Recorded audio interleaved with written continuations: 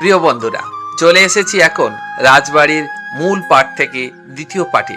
আপনাদেরকে দেখাবো আজকের যা জনসমাগম হয়েছে বলার মতো নয়, অসাধারণ। দেখুন, বাইরে থেকে এই যে জায়গা থেকে দেখাচ্ছি, সমস্ত দর্শক বন্ধু যারা এসছেন, বিশেষ করে আজকের এই স্যাটারডে সানডে যে লাইটিং শো হয়, আর এখন উৎসবের একটা মরশুম চলছে, এই সময় প্রচুর প্রচুর দর্শক এসছে। আর সবাই সিটও নিয়ে নিয়েছে, যে যেখান থেকে দেখবে। আমি জানি না বাইরে গিয়ে আমি সিট পাবো কি না। আর যে জায়গা থেকে দেখাচ্ছি জায়গাটাও অনেক সুন্দর, মানে সবটা দেখাতে পারছি না। আচ্ছা, এই যে জায়গা থেকে এখন আমরা দাঁড়িয়ে রয়েছি, রাজপ্রাসাদের ভিতরের যে সুন্দর কারুকার্য একবার দেখাই। দেখুন, উপরের দিকে কি অসাধারণ নকশা ডিজাইন, দেখে মনে হবে যে সত্যি একটা অসাধারণ জায়গা। কারণ আর লাইট অলরেডি ভিতরের দিকে তো অন্ধকার হয়ে গেছে, প্রাসাদের মধ্যে লাইট জ্বলে গেছে, তো বাইরের যে লাইটিং শোটা একটু দেরি আছে। বর্তমানে যেখানে রয়েছি সেই জায়গার সম্বন্ধে বলবো, এই জায়গাটার বিশেষত্ব আছে।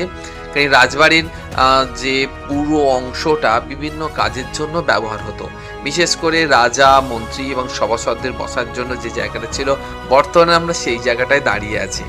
আর উপরের নকশাগুলো সব বিদেশি আদলে এবং ব্রিটিশ পিরিয়ডে তৈরি হয়েছে। তার ঐতিহ্য আজও উজ্জ্বল এবং চকচকে ঝকঝকে তকতকে মতো লাগছে।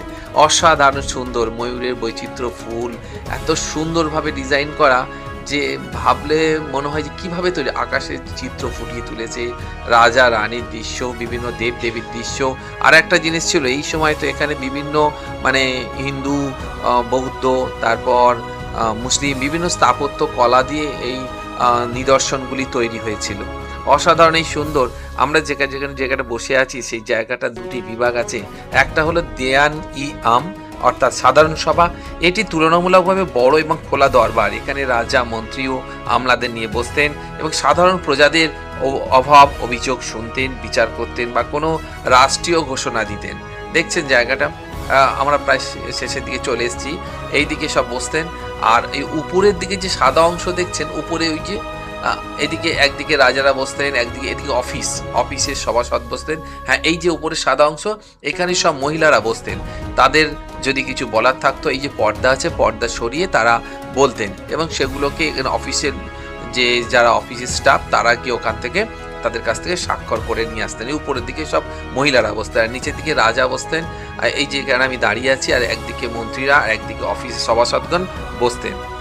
আর দেয়ানি খাস ছিল আর একটা, এটির বিশেষ গোপন সভা। এটি ছিল রাজপ্রাসাদের একদম অত্যন্ত সুরক্ষিত ও সীমিত প্রবেশদ্বার যুক্ত কক্ষ, যেখানে কেবল রাজা, প্রধানমন্ত্রী বা উজির এবং অন্যান্য গুরুত্বপূর্ণ মন্ত্রী বা উপদেষ্টারা বসতেন।